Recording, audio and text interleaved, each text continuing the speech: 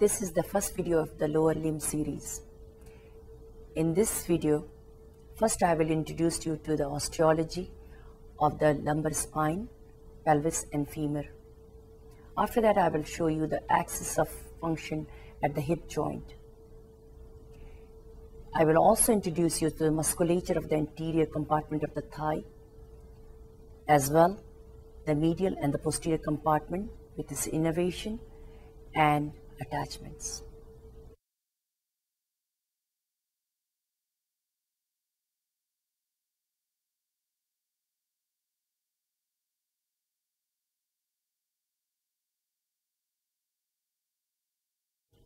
During fetal life, the vertebral column as a whole is somewhat C-shaped, concave anteriorly. The thoracic and the sacral spine remains in the original curve in the adult life. However, the cervical and the lumbar spine change their curvature and become convex anteriorly. The cervical secondary curvature develops at the 3 months when the infant begins to hold up his head. The lumbar curvature develops when the infant begins to sit up straight, stands, and walks.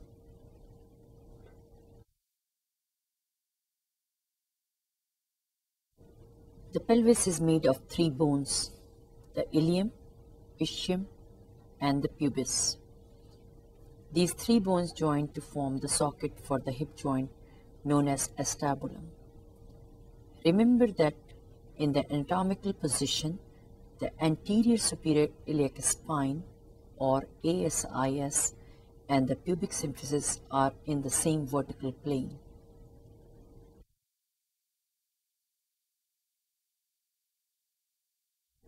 On the ilium, we can see the anterior superior iliac spine, anterior inferior iliac spine, iliac crest, iliac tubercle, posterior superior iliac spine, and the posterior inferior iliac spine.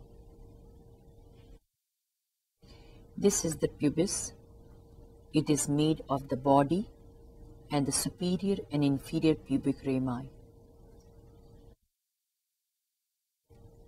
On the ischium, we can see the ischial tuberosity, ischial ramus, greater sciatic notch, lesser sciatic notch, and the ischial spine.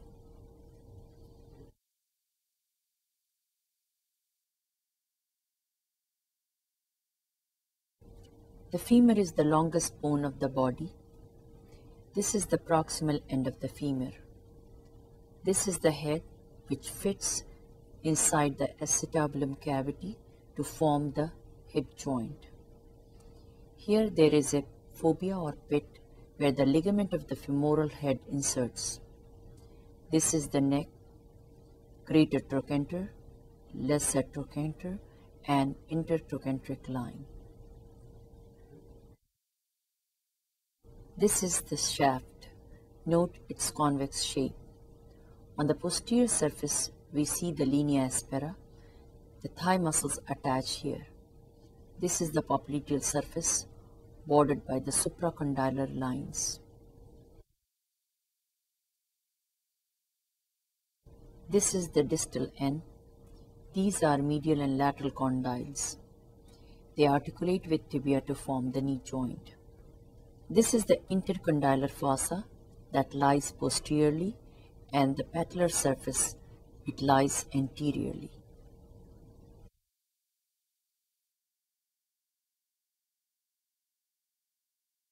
There are 3 important angles associated with the femur. The femoral shaft lies more lateral at its proximal end and lies more medial at its distal end. This angle is called the angle of obliquity.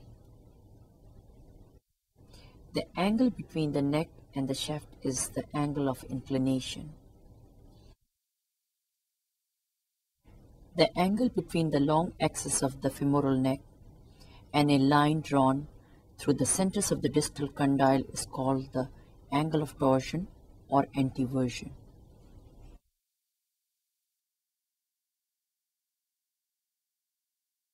The head of the femur inserts into the acetabulum to form the hip joint. This is acetabular labrum. It is a ring of fibrocartilaginous material which deepens the socket and keeps the head of the femur inside it. There are 4 ligaments that secure the hip joint: iliofemoral, pubofemoral, ischiofemoral, and transverse ligament. Usually only the iliofemoral ligament can be seen in the prosection. There is also a ligament to the head of the femur which carries an artery to the fovea of the femoral head.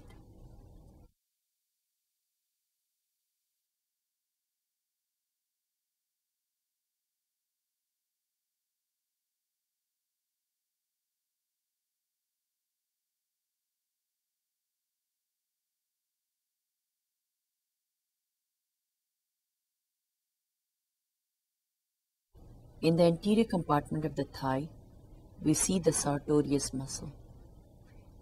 Deep to it, we find the Quadriceps Femoris, which has 4 heads: Rectus Femoris straight on the femur, Vastus Medialis on the medial side, Vastus Intermedialis, Vastus Lateralis on the lateral side. All these muscles are innervated by the femoral nerve, and they all extend the leg. The rectus femoris muscle crosses both the knee and the hip joints, so it also flexes the thigh. This is femoral triangle. There is a clinically important area on the anterior thigh called the femoral triangle. Its boundaries are the inguinal ligament superiorly, the adductor longus medially, and the sartorius laterally. It contains, from lateral to medial, the femoral nerve, femoral artery, femoral vein, and the lymph nodes. The contents of the abdomen can sometimes squeeze through the medial part of the femoral sheath, known as the femoral ring. Since it is a weak spot on the anterior abdominal wall, the protrusion of the abdominal content through this ring is called the femoral hernia. In the medial compartment of the thigh, we find the pectineus muscle, Adductor Longus, Adductor Brevis, Adductor Magnus, and Gracilis.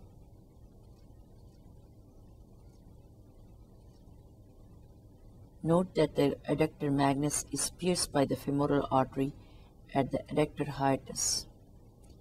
This is an opening in the lower part of this muscle.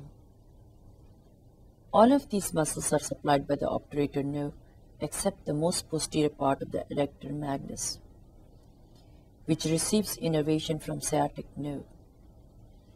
The pectineus, it lies anteriorly and receives innervation from the femoral nerve.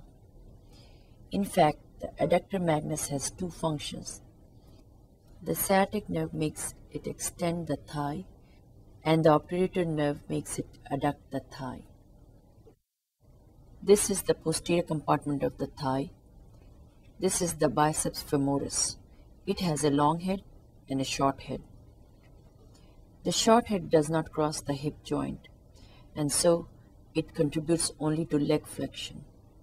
The rest of the posterior thigh muscle flex the leg and extend the thigh. The other muscle group in the posterior thigh is known as the hamstrings. Here we see the semitendinosus. Notice its long tendinous part. This is semimembranosus.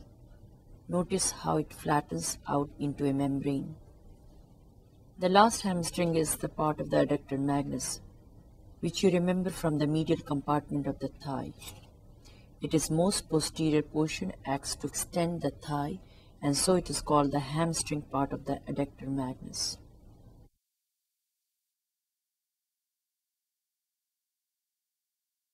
This is the gluteal region. Most superficially is the large Gluteus Maximus muscle. It is innervated by the inferior gluteal nerve.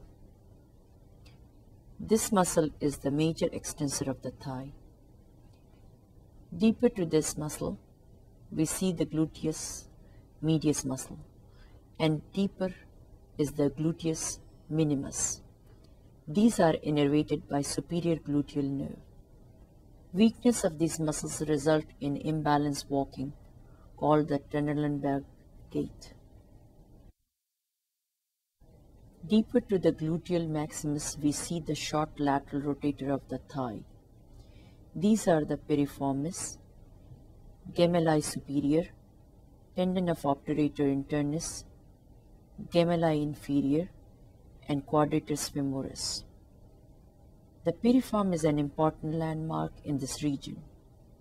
The superior gluteal vessels and nerve exit from the greater sciatic foramen above the piriformis, and the inferior gluteal vessels and nerves, as well the sciatic nerve, all exit from below the piriformis.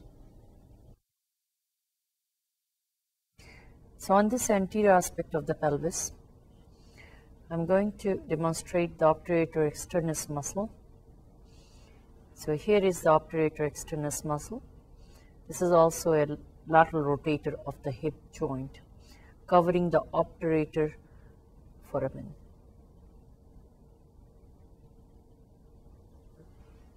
This is the iliacus muscle, and this is the psoas muscle.